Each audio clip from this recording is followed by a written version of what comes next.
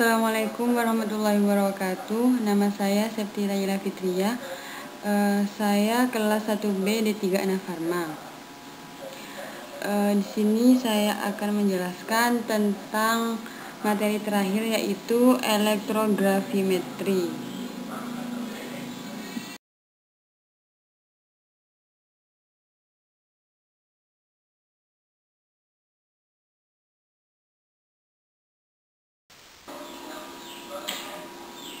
Elektrografimetri adalah salah satu metode penentuan kadar ion atau unsur yang dasar perhitungan kadarnya adalah hasil penimbangan berat zat yang mengendap pada salah satu elektrolisis terhadap larutan cuplikan. Yaitu dalam proses ini sampel larutan akan dikerjakan melalui proses elektrolisis yang menyebabkan endapan pada katoda. Hasil pada katoda tersebut kemudian ditimbang sebelum dan setelah percobaan. Pada reaksi elektrolisis ini, energi listrik akan diubah menjadi reaksi kimia. Reaksi yang terjadi pada elektrolisis tergantung pada sumber arus searah, jenis elektroda, dan larutan elektrolit. Pada sumber arus searah, hukum Faraday menyatakan bahwa sejumlah tertentu arus listrik menghasilkan jumlah ekuivalen yang sama dari benda apa saja dalam satu elektrolisis. Pada jenis elektroda yang digunakan dalam proses elektrolisis sangat berpengaruh pada hasil elektrolisisnya. Elektroda dapat dibedakan juga menjadi dua, yaitu elektroda tidak aktif dan elektroda aktif. Juga larutan elektrolit. Larutan elektrolit merupakan larutan yang dibentuk dari zat elektrolit. Semakin elektrolit suatu larutan kuat, maka semakin baik dalam reaksi elektrolisisnya. Hukum yang mendasari analisis secara elektrografimetri salah satunya adalah hukum Faraday.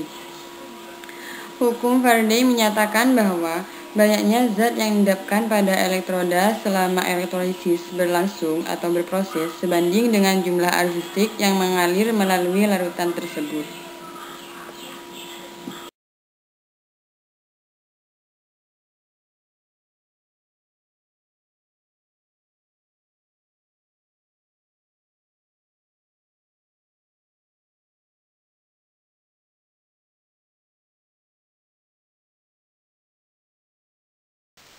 Rumus yang harus dipahami yaitu W sama dengan EIT per F, yaitu W adalah massa zat yang diendapkan, satuannya adalah gram, dan E adalah massa ekuivalen, I adalah arus, T waktu, dan F adalah tetapan Faraday, yaitu 96.487 kolom, atau bisa dibulatkan dengan 96.500 kolom.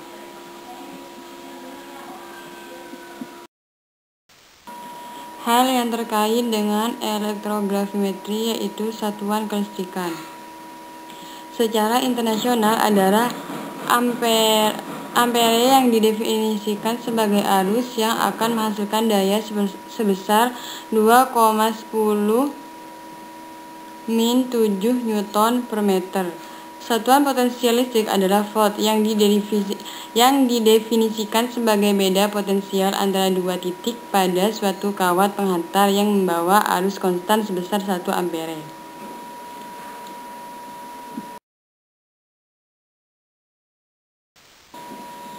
Berbagai tegangan yang terkait dengan elektrolisis, yaitu potensial penguraian, potensial ohmik, dan potensial polarisasi. Potensial peruraian yaitu tegangan luar minimum yang harus diberikan untuk terjadinya elektrolisis secara kontinu. Rumusnya yaitu SL sama dengan E katoda dikurangi E anoda. Potensial ohmik yaitu jumlah potensial yang dibutuhkan untuk mengalahkan tekanan yang dialami oleh ion-ion yang bergerak menuju anoda atau katoda. Besarnya yaitu sama dengan IR, sehingga potensial sel yaitu E sel sama dengan E katoda dikurangi E anoda dikurangi IR.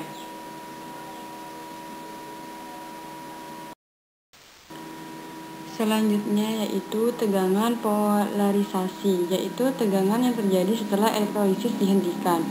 Ada dua jenis tegangan polarisasi, polarisasi konsentrasi dan polarisasi kinetik. Polarisasi konsentrasi terjadi akibat perbedaan konsentrasi ion yang ditentukan pada elektroda.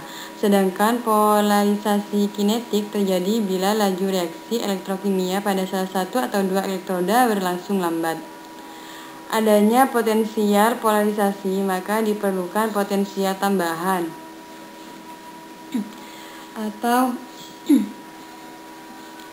atau overpotensial untuk mengatasi energi penghalang bagi reaksi setengah sel.